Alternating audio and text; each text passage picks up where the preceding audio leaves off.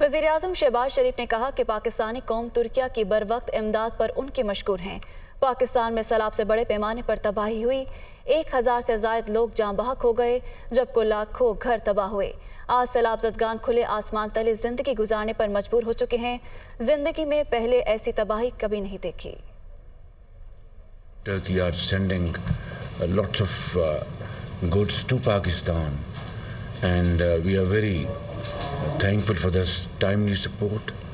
Within no time, after my telephone conversation with President Tayyip Erdogan, military airplanes took off from Istanbul and Ankara with plane full of goods, and now trains have also started moving towards Pakistan. This is something we deeply appreciate, and we are deeply touched. People of Pakistan would be deeply happy and appreciate your gesture. More than 1,000 people have been killed by these floods, including 300 children. Millions of people have become homeless. They have lost their life savings.